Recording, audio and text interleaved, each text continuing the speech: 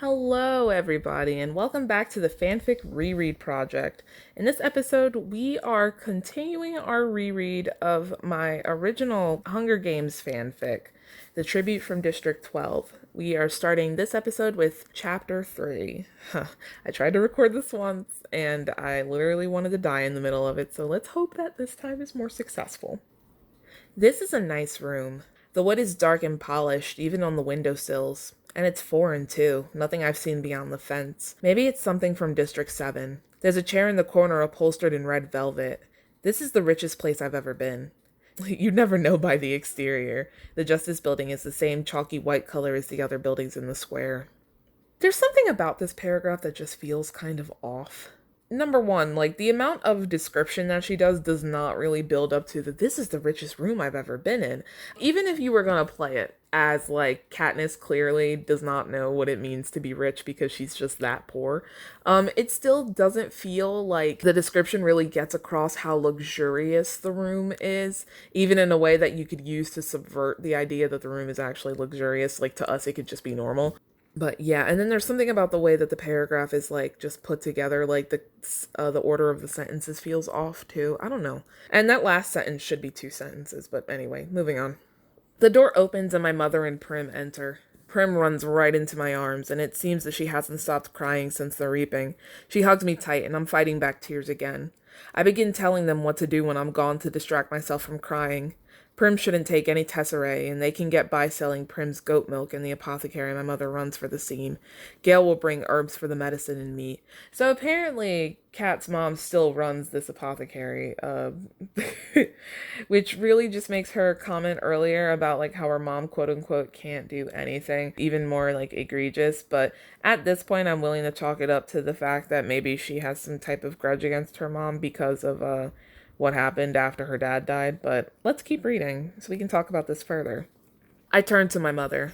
Mom, you can't go blank like you did when Dad died, all right? She nods, but for some reason it doesn't convince me. She can't hunt like I can, Mom. You have to promise me, okay? She does. A few tears escape my eyes, and I hug her. Prim takes my face in her hands. Katniss, promise me you'll win. I don't know if she knows that Peeta and I don't stand a chance. We're up against kids who have been training for this all their lives. All I know how to do is find food, and what can Peeta do? But I humor her anyway. I'll try my best. The door opens again, and a peacekeeper tells them that their time is up. We all hug again, and I have to push them out so the peacekeeper doesn't drag them. The door doesn't have a chance to close before the next person comes in. It's Gale.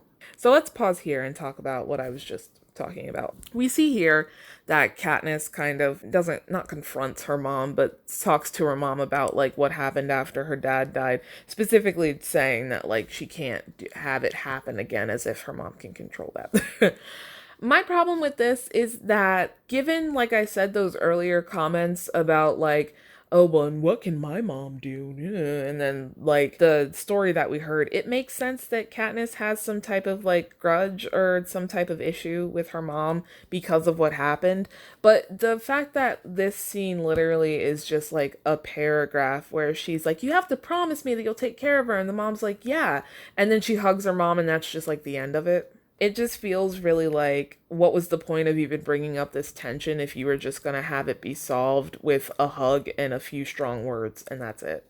I think someone is mowing their lawn. I'm so sorry. Jesus Christ. He immediately takes me in his arms. The tears are really threatening to come back. Come back? She never cried. He takes me by the shoulders. Listen, whatever you do, you need to get your hands on a bow.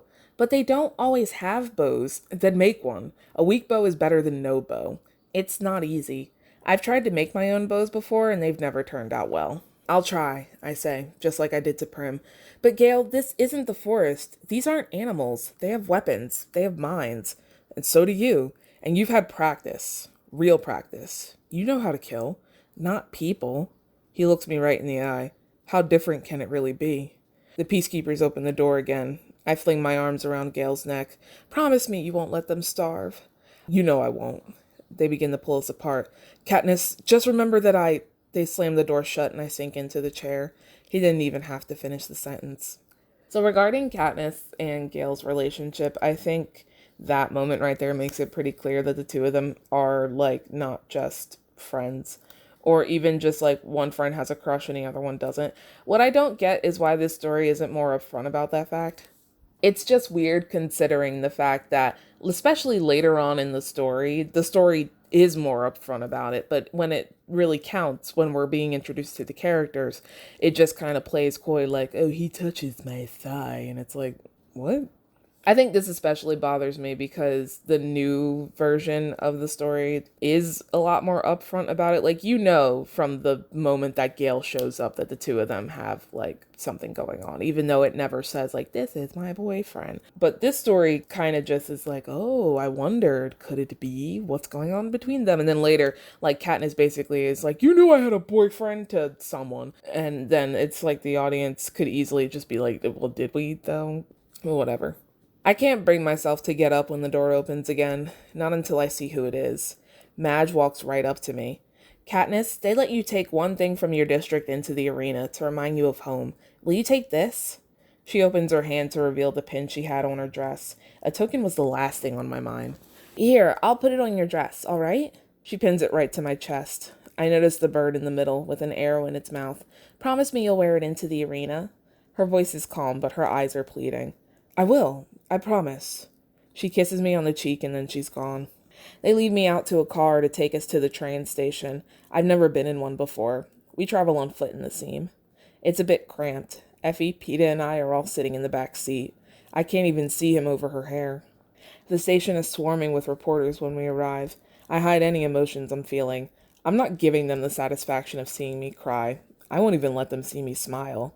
Peeta doesn't seem to care.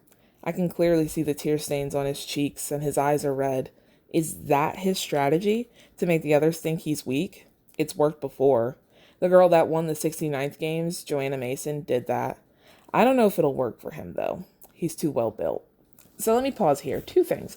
Number one, note the fact that Peeta's dad doesn't come see Katniss before they leave. I don't know why that was cut out, but hey. And then number two, and this is more a commentary on like the character, because I'm pretty sure I copied this over from the source material. But it's funny that Katniss, upon seeing that Peeta has been crying, is not just like, well, that makes sense. We're leaving our families possibly forever, and he's sad. She's like, oh, is that his strategy? Is he gonna make them think? Also, the idea that Peeta letting the audience know that he cried because he's leaving his family makes him seem weak. There's just a lot of interesting like implications in that sentence. Effie makes us stop at the door of the train for pictures, and then she lets us go inside. The train is amazing. It's plusher than the room in the Justice Building. There's more polished wood, and the carpets are made of thick blue velvet. I've heard that the trains travel at 250 miles an hour. We'll get to the Capitol in no time. Effie shows me to my room and tells me that I can do whatever I want as long as I'm ready for supper. I have my own bedroom and bathroom. There's hot water, too. There are drawers filled with fancy clothes and jewelry. It's actually overwhelming. I try to take a shower to relax, but it doesn't help. I've never had a shower. We don't have one at home. This is too much. I've always wondered this, but in the drawers full of fancy clothes, do they supply different sizes for people? Anyway. As I'm getting dressed, I realize what the bird on Madge's pin is. It's called a mockingjay. I see them in the forest quite a bit. Back during the rebellion, the Capitol bred genetically altered animals as weapons in war. There was one called a jabberjay, and it was meant to be used to gather information from the Capitol's enemies. They could repeat whole conversations and report them back to the officials. Unfortunately, for them, people in the districts caught on and started feeding the birds lies. They shut down the program and released the birds into the wild. They ended up mating with ravens, and the result were mockingjays, birds that can mimic other birds and humans. They can't recreate human speech, but they can repeat entire songs if they like your voice. My father loved them. He used to whistle to them when we went hunting. They always sang back to him. It felt like the entire forest would fall silent when he sang. I couldn't bring myself to do it after he died, though. The pin reminds me of him, and it makes me feel a bit better. The whole reason why mockingjays are apparently the union of jabberjays and ravens instead of mockingbirds is the fact that this takes place on Planetos. So I was like, oh, wouldn't that be a nice tie-in to the source material? Because there is at least one raven that shows up in the books that is capable of human speech, and there might be some other ones that I can't think of right now. But It does beg a lot of questions about, like, well, how come Mockingjays suddenly can't speak anymore if ravens can speak? It just kind of, it's weird. It defeats the purpose. Like, I feel like that was kind of an unnecessary, like, reference. And it barely counts as a reference, honestly. I leave my room and head to the dining room. It's no less overwhelming than the rest of the train. The paneled walls are black lacquered wood, and the floors are covered with the same blue carpeting. Effie motions for me to sit next to her. Peeta is sitting across from her, and the seat next to him is empty. "Where's Hamish?" I ask. "He said he was going to take a nap," Peeta replies, ducking his head around the giant centerpieces. "Well, it's been an exhausting day," Effie says. "Hamish wasn't even at the reaping. Is drinking exhausting?" I can't believe how much food they bring. Carrot soup, salad, lamb chops, and mashed potatoes. It's all so rich. And then Effie tells me there's more. I'm not sure I can eat it all. I feel stuffed by the time we finish. They take they take us to another compartment to watch recaps of the other reapings. I notice a girl from District 5 with bright orange hair and a boy from District 10 with a limp. Then there's the female tribute from District 11. She's 12 and she reminds me of Prim except with brown skin and hair. No one volunteers for her. Then there's ours. They show Prim getting called, me volunteering, and Gail carrying her to the back. The commentators don't mention the salute. Then they show Peeta getting called. Then the anthem plays and it ends. Effie looks upset. "Hamish should have been there." "But he was probably drunk," Peeta says. "He was drunk last year." "He's drunk all the time," I add. I can't help but smile. As if Hamish falling off the stage is better than him not being there at all. "I'm glad you find that funny, Katniss." Effie gets up from the table. "Your mentor is your lifeline, and if he can't even show up to the reaping, what exactly do you think he'll do for you in the arena?" At that moment, we hear a crash, and Hamish falls into the hallway outside the compartment. "So laugh away," she says, and gets up and leaves the room. That's the end of that chapter. I just wanted to note that it's weird that Katniss notes that that Rue has brown hair and brown eyes, or she has brown skin and eyes, but it is explicitly stated that Prim has skin like Katniss, and then Katniss said she had skin like Gale, which was brown. So, like, what's the difference? It would be different if Katniss had designated, like, a shade there, but she didn't. But anyway, let's move on to chapter 4. Peeta gets up and helps Hamish to his feet. "Let's get you back to your room." I follow him, even though I don't know what exactly to do. He drags him into his compartment and into the bathroom. There are suspicious-looking stains on the floor, and I don't want to know what they are. "Do you need anything?" I ask to be polite. He says no. As I head back to my room, I wonder why he does it. Is he trying to win Hamish's favor? It makes sense, but he's probably so drunk that he won't remember this in the morning. And he could have gotten one of the workers on the train to do it for him, but he chose to do it himself. Maybe he's just being nice. I'd have done it too if I knew Hamish better. I'm not good around strangers. So let me pause there to say that I think the reason why Katniss keeps wondering, like, is he doing this for his image? Is he doing it to gain favor?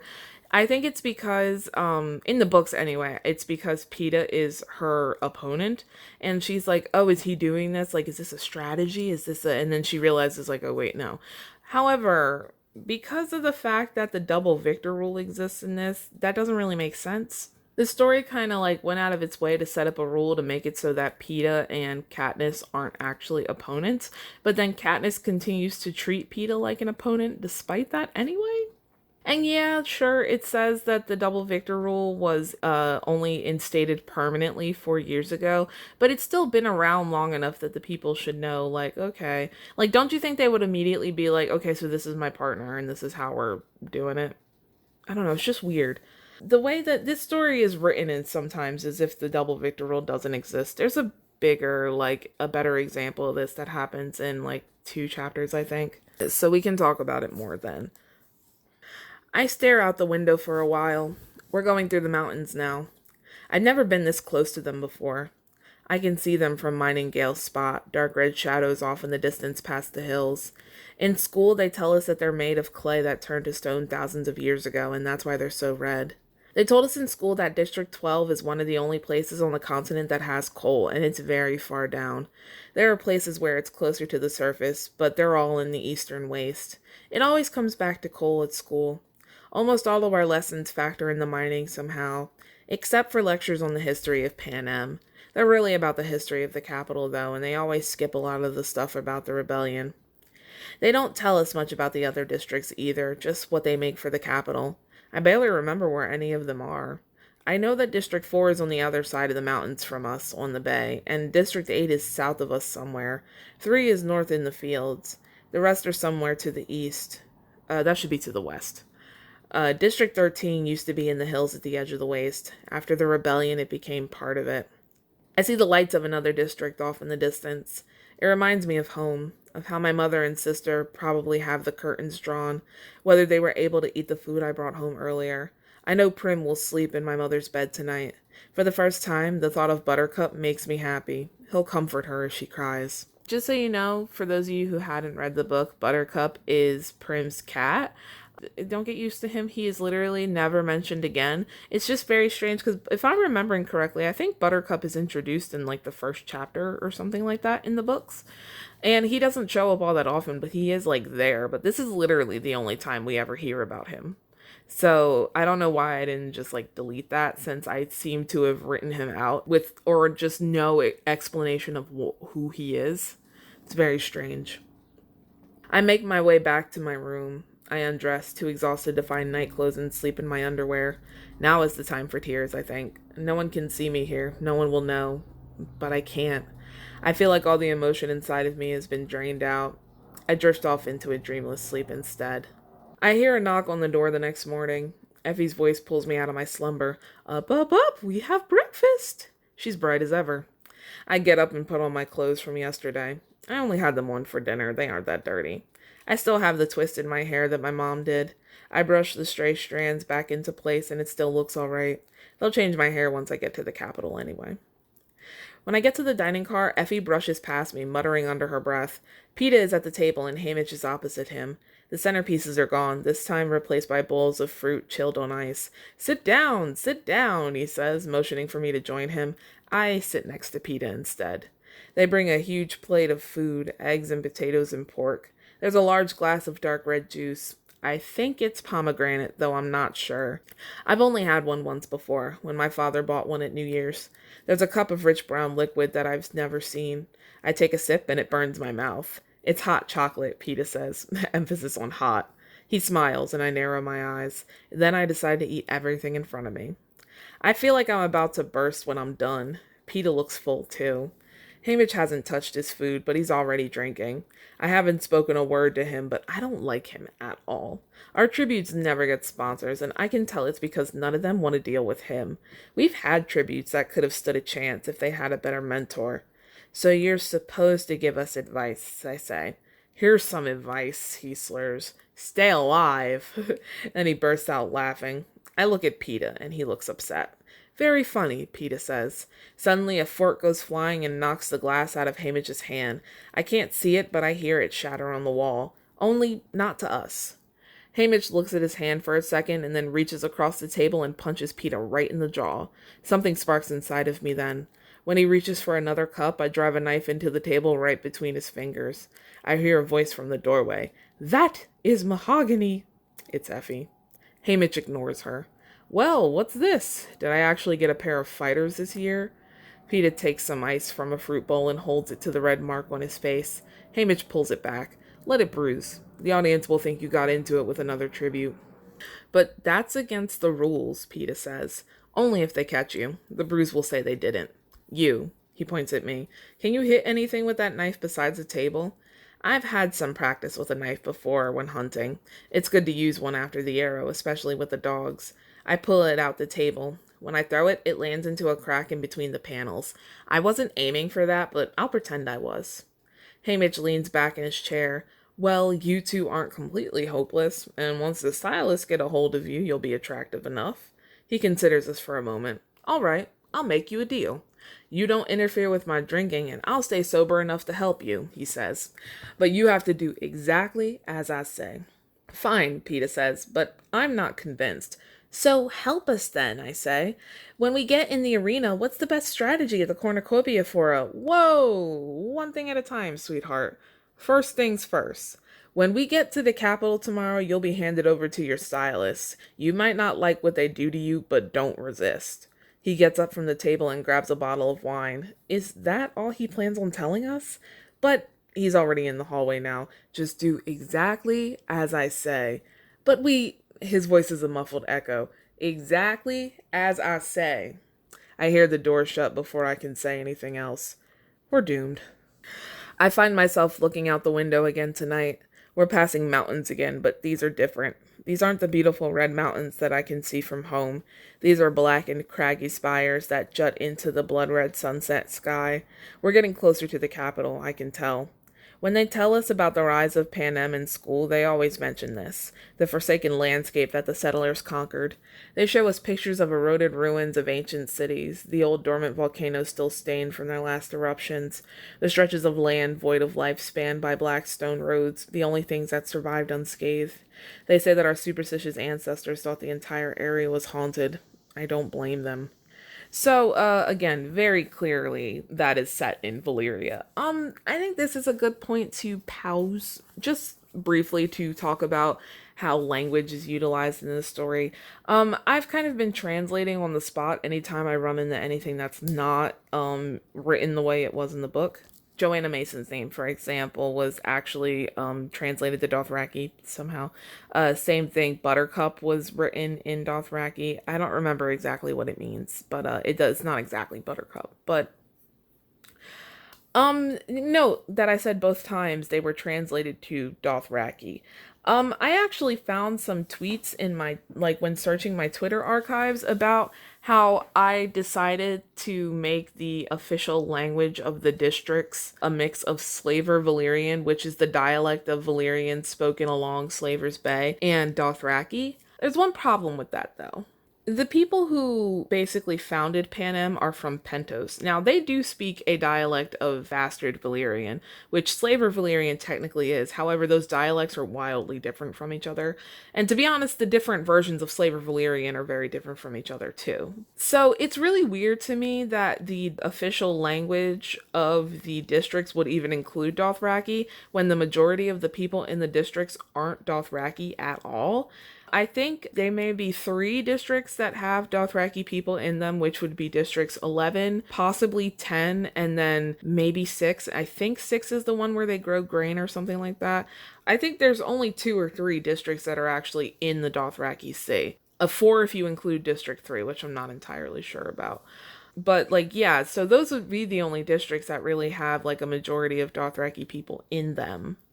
The rest of the districts, like Kat straight up says that her ancestors are from tributaries of the Roine River, meaning that they are probably Norvosi in descent, because Norvos sits at the fork of the Roine and one of its tributaries. She says the merchants come from the hills in the west, meaning that they are from the Velvet Hills, which means that they are most likely either, probably Bravosi, so I don't understand, like, Joanna Mason's from Cahor, so she's Cahoric. Why would her name be in Dothraki?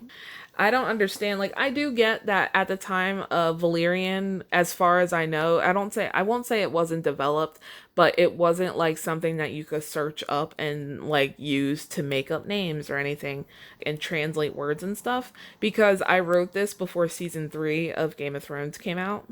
But still, like, if I wanted to do it, I could at least use the books as a guideline and try, instead of just saying, like, oh, let's just throw Dothraki in there because that one exists. It doesn't make any sense. But anyway, it's still dark when I wake up. I start to lay my head down to go back to sleep when I hear a knock. Up, up, I hear Effie say. We're almost there. It dawns on me now that we're in the tunnels. The tunnels connect the capital to the bridges to the mainland. The Black Mountains surround the capital too, but they're much bigger here. That's the reason the rebellion failed. If you shut the tunnels off, the only way into the capital is over the mountains, and they're impossibly hard to scale. I throw on a random dress from the drawers, smooth my hair out with my hands, and walk out to the dining car. We've left the tunnels now, and the compartment is bathed in light. I run to the window. I can't help it. Peeta has done the same. The pictures don't do the capital justice. The giant skyscrapers shine in the sunlight, masterpieces of silver and glass. The other buildings are almost glowing in a rainbow of colors. The people are the same, with their wild makeup and odd dress. It feels artificial somehow. The colors are unnatural, like candy I would see in the window of the sweet shop back home. The train slows and the people recognize it's carrying tributes. I move away. I don't want these people pointing at me, excited to watch us die. Peeta stays, waving at them and smiling. They eat it up. I can't stand it. How can he do it? He notices me staring and I raise my eyebrow. He just shrugs. Who knows? One of them might be rich. He has a point. And that's the end of that chapter. It was fine. I don't really have any strong emotions for or against that chapter, to be honest. I don't have all that much to say. So let's move on to chapter 5 then. I don't understand this. I've been in the remake center for 3 hours and I have yet to meet my stylist. If they pull any more of my hair out, I'll start bleeding. Must I be completely bald for the opening ceremony? My prep team seems to think so.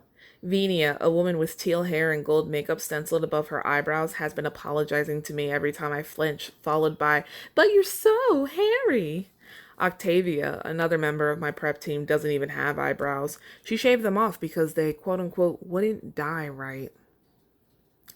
I think it's worth noting that this whole thing about, like, the big deal that Katniss makes about being shaved is supposed to be commentary on the way that, like, our society kind of forces women to remove all of their body hair to be seen as quote-unquote desirable. That commentary is kind of lost when you set this on Planetos, where that was, as far as we know, never a social thing for them. Like, it's literally said, like, a few times in the first book, as far as I remember, that women do not shave in Westeros, and it's kind of like a thing, to the point where women who shave all their hair off are seen as, like, weird and different, you know? That commentary is definitely completely kind of lost on this story, where that's not a social norm. But anyway. I can hear Octavia talking to Flavius, yet another member of the team over in the corner. I can barely understand what they're saying. They speak this high, flowing language that sounds just as decadent as the people here. They say we speak the same language as they do, but that's not true. The districts barely speak the same language as each other, let alone the capital. We share some words, and that's it. So again, the whole, like, they speak Valyrian and we speak Dothraki thing, it doesn't make sense when it's Dothraki. You could have made the same exact point by having them speak Valyrian, because, like, the whole point of, like, the Bastard Valyrian thing is that each city has its own dialect, and it's so wildly different from the dialects of other cities that it's to the point where people from different cities almost can't understand each other, just like she's saying here. So I don't see why I felt the need to insert Dothraki as, like, this major language that is forms the basis of the languages spoken in the district when it shouldn't be. If anything, Katniss and them should probably speak a mix of, like, Valyrian and Bravosi and, like, Rhoynish. But anyway. Venia rips the last of my leg hair off, and then they make me remove my robe as they circle around me looking for stray hairs. I'm 3 hours past caring about being naked in front of these people. Besides, I have to keep my end of the bargain with Haymitch, and we're almost done anyway. "Grease her down, and then call Cinna," Flavia says. "She's ready." Venia and Octavia rub me down with a pink lotion that burns at first and then soothes my raw skin. Then they leave me to wait for Cinna. I want to put my robe back on, but I know I'll just have to take it back off again. The only thing they haven't touched is my hair. It's still in the same style it was for the reaping. I'm surprised it's stayed this long. My mother always was good with hair. I wish I hadn't left her dress on the train. Now this hair is the only piece of her I have left, and that'll be gone soon. When Cinna arrives, I'm shocked. He looks normal compared to most of the capital people I've seen. His hair looks like it's natural brown color and his skin isn't dyed. He's not wearing any makeup except a line of gold across his eyelids. I'm relieved to finally meet someone who doesn't make me feel like I'm looking into the sun. Alright, so line of gold across his eyelids. That's supposed to be eyeliner. I had this thing with this story, and it's also a big thing in profs, as you'll see when we get there, about, like, possibly removing some words from the vocabulary that are specific to, like, Earth, which is hard because all words in English are specific to Earth. But I tried to remove some words that clearly had, like, foreign origins, so, like, I remember I had a whole thing in profs about removing the word aquamarine because those words are Latin or something like that. I don't know. In this case, eyeliner is a very literal word that is literally just a compound word of 2 English words, both of which presumably exist here. So I don't know why I decided to just go, oh, there's a line above the eyelid, just eyeliner. It makes more sense with aquamarine, honestly. And like I remove lavender and something, and it's like you can make that. Maybe lavender doesn't exist as a plant, but the words I and liner, if these characters are speaking English, presumably they exist. So just put it in there. Hello, Katniss. I'm your stylist, he says. His speech is almost accentless. I manage a hello in return. Give me a minute, okay? He circles around me, taking in every inch of me. I resist the urge to cover myself. Who did your hair? He asks. My mother, I respond. It's beautiful. She had clever hands. Are you new? I ask. I haven't seen him before. Stylists stay around for years. Some have been doing the game since before I was born. Yes, this is my first time. And they gave you District 12. Newcomers always get us. We're the least desirable district. I asked for District 12, he responds. I can't help but wonder why.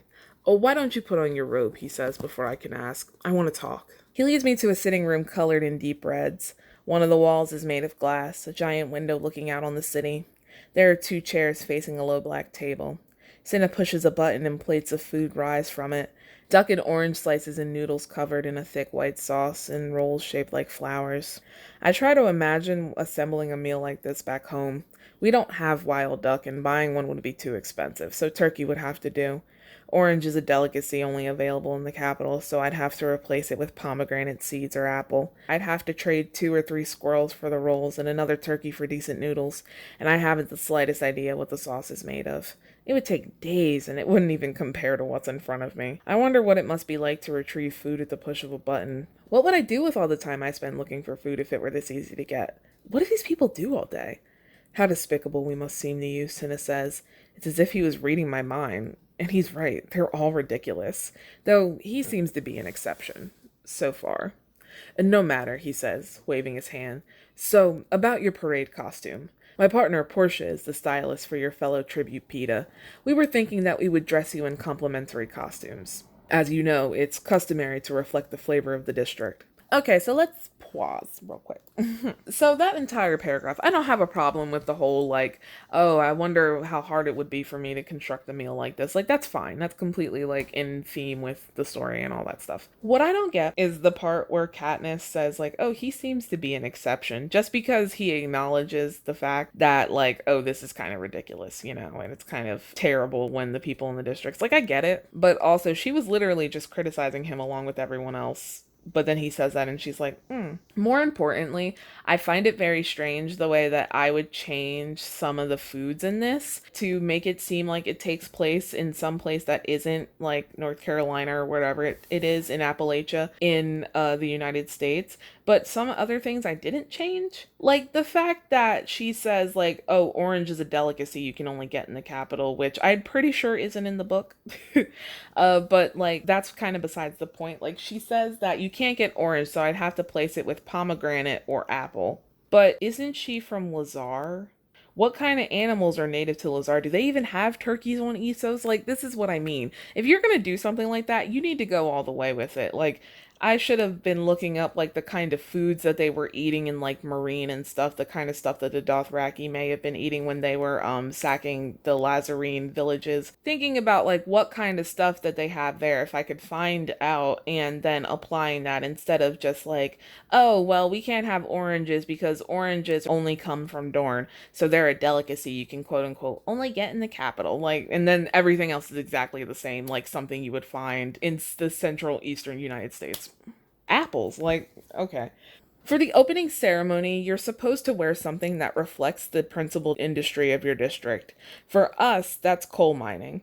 Mining clothes aren't exactly the most flattering get-ups, so the tributes usually end up in some sexy bastardization of it, with the headlamps being the only recognizable part. One time, the stylists got adventurous and put the tributes in the parade completely naked, covered in black powder meant to represent coal dust. I might have to break my end of the agreement with Haymitch if Senna tries that. Very few people have seen me naked, and I'd like to keep it that way. That's a very pointed sentence that definitely isn't there in the book. So, again, I do not know why the story plays so coy with the Gale and whatchamacallit relationship. Now, here's the thing. Just because Gale and Kat are in a relationship doesn't mean that they've, like, seen each other naked, quote unquote, meaning that they've had sex. However, this line does seem a little bit weird when the story is so afraid of just being like, oh, they're in a relationship and just saying it. Because this line is in the edited version too, but there it's kind of like, oh, it's that kind of like it's like, oh, they've gotten to that point already. Which is also weird because this is kind of an important little detail. I won't say why, but anyway. So we'll be wearing coal mining outfits, I ask? Not exactly. Portia and I think the coal miner thing is very overdone, very unoriginal. No one will remember you in that. And we both see it as our jobs to make you two unforgettable. So I'll be naked. So instead of mining, we want to focus on the coal itself, naked and covered in coal dust. And what do we do with coal? We burn it, he says. You're not afraid of fire, are you, Katniss? Hours later, I'm dressed in what will either be the best or the worst costume in the ceremony. I'm wearing a black suit with a pattern that looks something like scales, with pointed shoulder pads and black boots that rise to my knee. A long black cape stretches out behind me, and Cinna plans to light it on fire before our chariot rolls out to the streets. It's not real fire, he said earlier. It's synthetic, something Portia and I came up with, but I'm not so sure I won't be roasted by the time we reach the city center. I'm not wearing much makeup, just a few highlights and a black line on my eyelid that curves up at the outer end. My hair is in braids that form one that goes down my back, like my usual style, but much more high class. I want them to recognize you in the arena, Cinna had said. Katniss Everdeen, the girl on fire. It dawns on me that Cinna might be crazy. We're taken down to the bottom level of the remake center. Other tributes are being loaded to their chariots when we arrive. Portia and Cinna take us to our chariot and adjust us inside before going off to consult with one another. I whisper to Peeta, "What do you think? About the fire?" He leans toward me slightly. "I'll rip off yours if you rip off mine." "Deal," I say back.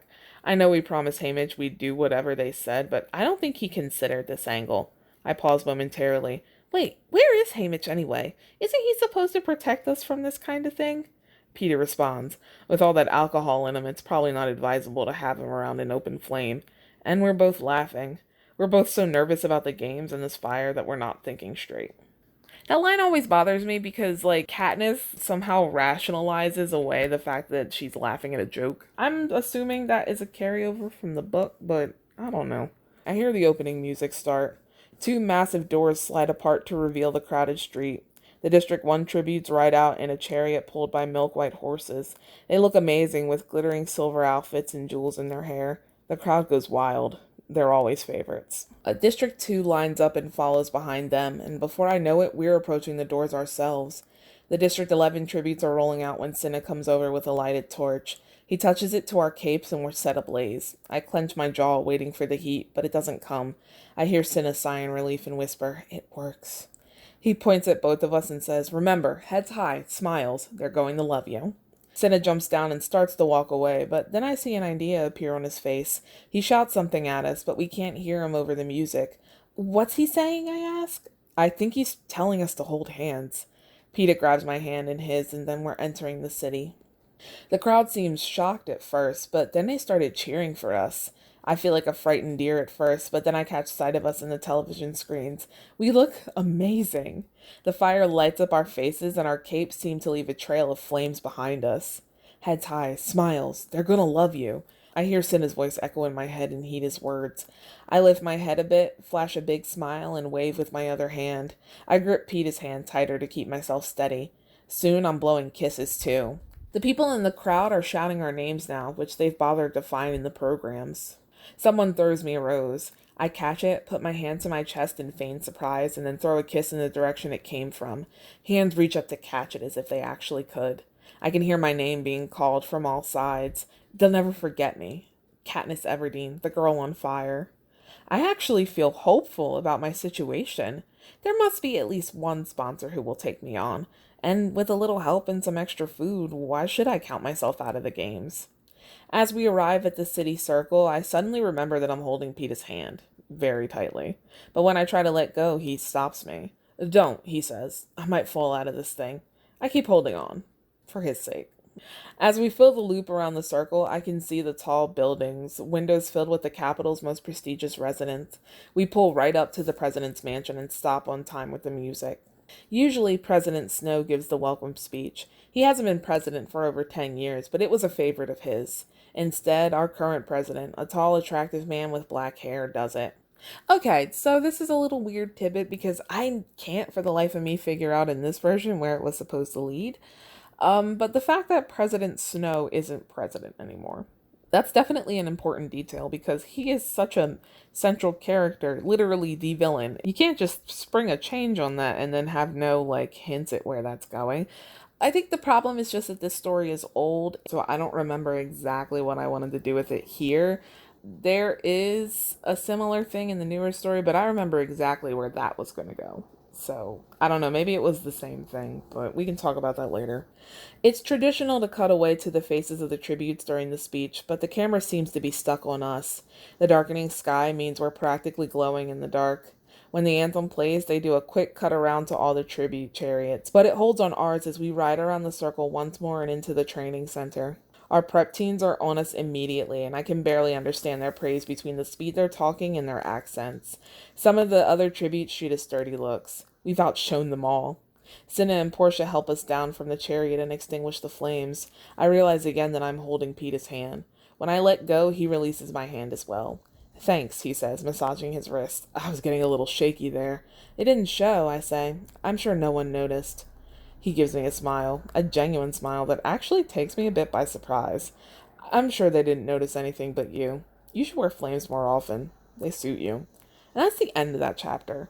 I have some criticisms of this chapter, but I feel like I can't make the criticisms until later. So I guess I'll hold off on it. Pin it. When we get to chapter 9 of part 1 and chapter 1 of part 2, I think we can talk about this a little bit further. Particularly, I think chapter 9 is the better one. So yeah, but I definitely do have some criticisms about some of the stuff between Pete and Katniss here. But I'm sure I'll have more of those same criticisms as we get further into the story, and then we can finally talk about it in 9.